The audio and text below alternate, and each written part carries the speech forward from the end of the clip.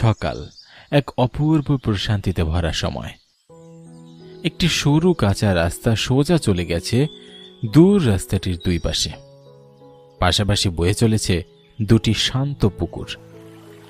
জলের উপর কুয়াশার আস্তর যেন স্বপ্নের মতো এক ছবি।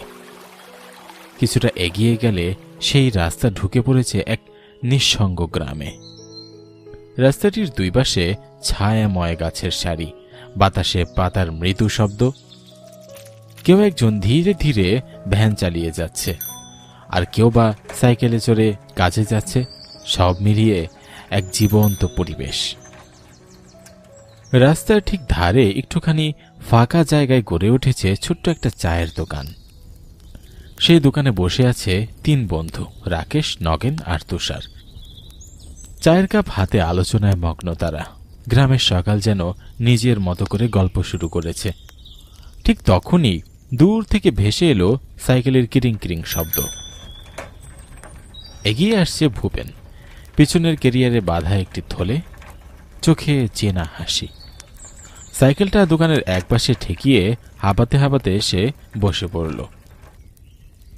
হরিপদ তখন চা এগিয়ে দিল। হরি কাকা, তোমার চায়ের তুলনাই হয় না। সকাল জানি একদম তাজা হয়ে গেল। তা কি রে, তোদের খবর কি? তোর জন্যই তো অপেক্ষা করছিলাম রে। তুই ছাড়া কি চায়ের আড্ডা জামে? একদম ঠিক কথা বলিস নগেন। তা তুই এ সময় সাইকেল নিয়ে এলি, কোথাও যাবি? আরে আর বলিস না, আমার মাসির মেয়ের কাল বিয়ে। মাসির বাড়িও যায় না অনেকদিন। মায়ের সাথে জমি নিয়ে ঝামেলা হয়েছিল, কিন্তু দিদি আর চিঠি পাঠিয়েছে। এখন আর না গিয়ে পারি বল? তা আমাকে একটু বাজারে যেতে হবে, তাই সাইকেল নিয়ে বেরিয়ে পড়লাম। আর শোন, কাল সন্ধ্যায় তোরা তিনজন আমার সাথে যাবি, আগেই বলে দিচ্ছি কিন্তু। আরে তোর মাসির মেয়ের বিয়ে, সেখানে আমরা গিয়ে কি করবো বল? বাড়ি থেকে কেউ যাবে না রে, মায়ের অনেক রাগ, তাই তোদের নিয়ে যাব। কাল ঠিক সময় রেডি থাকবি, ঠিক আছে? কিছুক্ষণ আড্ডার পর ভূপেন উঠে দাঁড়ালো। চায়ের কাপটা খালি করে সাইকেলের হ্যান্ডেলে ঝুলিয়ে দিল থলেটা। ভূপেন সাইকেল নিয়ে চলে গেল গ্রামের পথ ধরে। সেই পথ পেরিয়ে পৌঁছে গেল বড় বাজারে। সারি সারি দোকান সেখানে। তার সোজা গন্তব্য বাজারের এক কোনায় থাকা সেই পুরনো মিষ্টির দোকানে। দোকানের নাম নীলকান্ত মিষ্টান্ন ভাণ্ডার। দোকানের সামনে দাঁড়িয়ে আছেন দোকানদার নীলকান্ত, মুখে সেই চেনা হাসি। ভূপেন সাইকেলটা ঠেলে দোকানের সামনে গিয়ে দাঁড়ালো। কি গো নীলকান্ত কাকা, কেমন আছো? তা ভালো আছি ভগবানের কৃপায়। কি লাগবে সেটা বললো। হ্যাঁ গো কাকা, আমার 5 কেজি মিষ্টি লাগবে, ঠিক আগামীকাল সন্ধ্যায়। হ্যাঁ, তুমি বানিয়ে রেখো। বাবা ভূপেন, তুই বড় আশা করে এসেছিস, কিন্তু এত ঝামেলা হয়ে গেল বল দেখি। কেন কাকা, কি হলো? আমি আজ রাতে একটা দরকারি কাজে শোয়ারে যাচ্ছি। কাল আস্তে আস্তে সন্ধ্যা হয়ে যাবে। কাল আমার দোকান তো বন্ধ থাকবে রে বাবা। ওহ কাকা, সত্যি তো বড় মুশকিল হয়ে গেল। ভাবলাম তোমার থেকেই নেব। আচ্ছা কাকা, ঠিক আছে, আমি আসি। একটু চুপ করে দাঁড়িয়ে থাকলো, তারপর ধীরে ধীরে সাইকেলটা ঘোরালো। চেনা বাজারের কোলাহল পিছনে ফেলে হতাশ মনে সে আবার রওনা দিল। রোদ তখন একটু নরম। রাস্তার ধারে দাঁড়িয়ে থাকা গাছগুলো যেন চুপচাপ ভূপেনের মন খারাপটা বুঝে নিচ্ছে। পরের দিন সন্ধ্যা।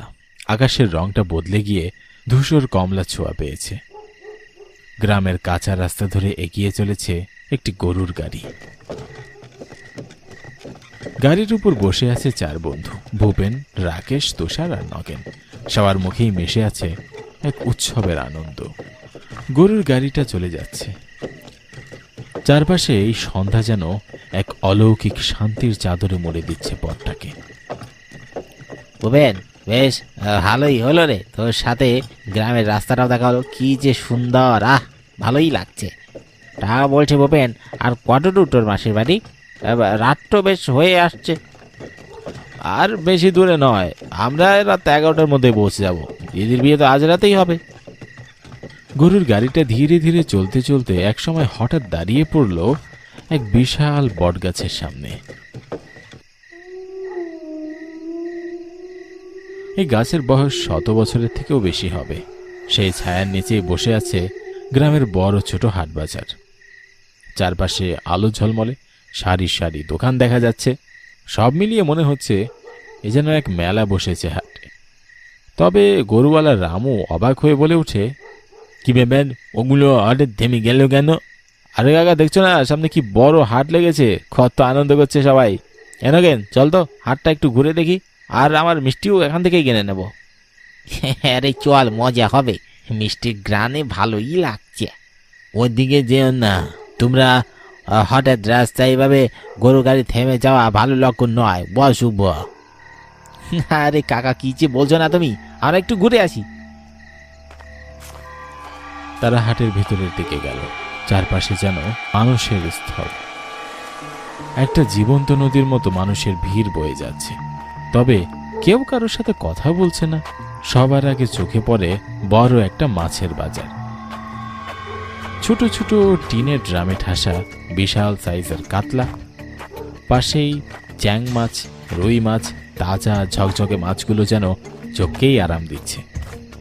এরপরেই পাশে সাজানো তরকারির দোকান, সেখানে টাটকা কচুরলতি, সবুজ পুঁই শাক, লাল শাক আর কচি ধান পাতার গ্রান বাতাসে এক অন্যরকম গ্রান তৈরি করেছে। সেখানে একটা মিষ্টির দোকানও দেখা গেল, সেখানে টসটস করছে রসগোল্লা। দোকানদার বলছে সন্দেশ, নাড়ু, কালোজাম, যেন এক একটা মিষ্টির রাজ্য। কিন্তু অবাক করার বিষয়, হাটটাতে কোনো মানুষের সমাগম নেই। সেই একই মানুষগুলো ঘুরপাক খাচ্ছে, আর কেউ কারোর সাথে কথা বলছে না। যেটা কিনছে শুধু তাই দেখা যাচ্ছে। কিরে শোন, আমার জানি কেমন সুবিধার মনে হচ্ছে না জায়গাটা। যে মানুষ যে দোকানে দাঁড়িয়ে জিনিস কিনছে সে সেখানে আছে, আবার একই জিনিস বারবার চাচ্ছে, আবার তরকারিওয়ালাও তাই করছে। আরে তোর মনের ভুল, তুই বেশি ভাবছিস। ভূপেন, চল মিষ্টির দোকানে ওই দিকটায় চল। মিষ্টির গ্রানে তোরা বুঝি হ্যাঁ ওই দিকেই যেতে যাচ্ছিস, চল চল। তারা হাটের এক কোনায় সবচেয়ে বড় মিষ্টির দোকানের সামনে গেল। কিন্তু এই দোকানদার চারপাশটা যেন একটু বেশি নীরব। আলোর অভাব নেই, তবুও যেন একটা অদৃশ্য ছায়া ঘিরে রেখেছে। দোকানে সাজানো আছে অজস্র মিষ্টি, কালোজাম, খাজা, সন্দেশ, সবই অদ্ভুত, চকচকে আর নিখুঁত। দোকানের পিছনে দাঁড়িয়ে এক মিষ্টিওয়ালা, চুল খাটো, চোখজুড়ো অস্বাভাবিকভাবে বড় এবং গভীর। সে একটু হাসছে, তবে তার হাসিতে রক্ত জমাট বেঁধে আছে। কি বাবুদা, মিষ্টি খাবেন? না, এখন মিষ্টি খাবো না। 5 কেজি মিষ্টি প্যাকেট করে দাও তো। আমি মিষ্টি খাওয়াই, মিষ্টি নিয়ে যেতে দেই না। একটা অস্বাভাবিক অট্টহাসি দোকানটাকে কাঁপিয়ে তুলল। চারজনই হতভম্ব হয়ে তাকিয়ে রইল সেদিকে। এক অজানা আতঙ্ক যেন সবাইকে ঘিরে ধরেছে। আপনি কি বলছেন কাকা? কিছুই তো বুঝতে পারছি না। আপনি মিষ্টি খাওয়ান, নিয়ে যেতে দেন না, এটা মানেটা কি? এটাই এখানকার হাটের নীতি। আচ্ছা, আমি আপনাদের মিষ্টি দিই। আচ্ছা, আগে দেন তো দেখি, গ্রান দেখে খেতে মন চাচ্ছে। আরে নগে নাকি বলছিস, দেখছিস না লোকটা কেমন হাসি দিল? চল বলছি, চল এখান থেকে চলে যাই। তোরা সেই ছোটবেলার মতোই রয়ে গেলি। লোকটা দেখতে একটু কেমন, কিন্তু তাকে তার দৈত্যের মতো লাগছে না। নে মিষ্টি খা, তারপর তোর ভয় কেটে যাবে। মিষ্টিওয়ালা হেসে একটা মাটির খোড়ায় তুলে দিল গরম গরম রসগোল্লা। রসে টলটল করছে। কেনেন বাবুরা, আমার হাতে বানানো, সারা জীবন মনে থাকবে।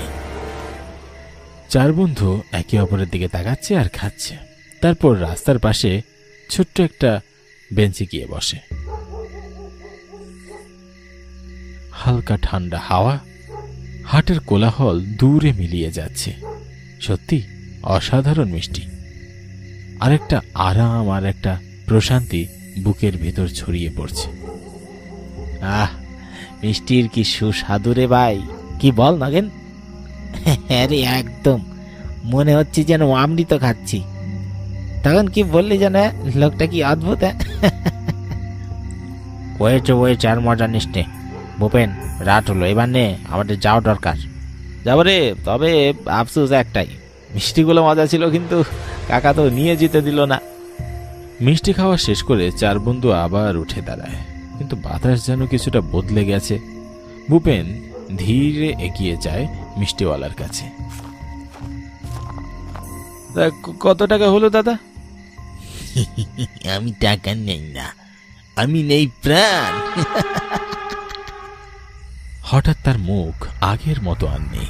তার চোখ দুটো লাল হয়ে গেছে। ঘন ছায়ার মাঝে সেই মুখটা যেন আরো বিভীষিকাময় হয়ে উঠেছে। নিঃশ্বাস ভারী হয়ে উঠছে। রাকেশ, তুষার, নগেন তারা কেউই কথা বলতে পারছে না। এক মুহূর্তের জন্য হাটের চারপাশটা নিস্তব্ধ হয়ে যায়। শুধু সেই পোড়া মুখের সামনে দাঁড়িয়ে আছে চারজন জীবিত মানুষ, যাদের চোখে এবার সত্যিকারের ভয়। ভূপেন, পালা পালা এখান থেকে। তোরা কই পালাবি? তোদের রক্ত খাবো আমি। মিষ্টিওয়ালার মুখের কথাগুলো শোনা মাত্র এক মুহূর্ত আর দেরি না করে সবাই দৌড়াতে লাগলো। হাটের ভিড় যেন হঠাৎ অদৃশ্য হয়ে গেছে। চারপাশে শুধুই নিস্তব্ধতা, তবে পিছন থেকে ভেসে আসছে কারা যেন হাসাহাসি করছে। সকাল, সূর্যের আলো ছড়িয়ে পড়েছে গ্রামের অলিতে গলিতে। গোটা বাড়ি ভরে উঠেছে আনন্দে। তবে তারা চার বন্ধুর মুখে রাতের সে ভয়ের ছায়া। কি ভূপেন, তোরা কিছু খাচ্ছিস না যে? কিছু হয়েছে? মেশো, আমরা প্রাণ হাতে নিয়ে ফিরেছি। তোমাদের গ্রামে আসার সময় ওই বটগাছের নিচে ওই হাট বসেছিল, আমরা সবাই সেখানে যাই, আর সব মৃত লোক। কি বলছিস? কাল ছিল অমাবস্যার রাত, তোরা প্রাণে বেঁচে আসিস তাহলে? মানে কি হয়েছে? আপনি ঘাবড়াচ্ছেন কেন? কি হয়েছে খুলে বলুন না। সামনে বছর অমাবস্যার রাতে ওই হাটের শেষ রাত ছিল। সেখানে এক মিষ্টির দোকান থেকে সূচনা হয় আগুনে। পুরো বাজারের দোকান, সব মানুষ পুড়ে মারা যায়।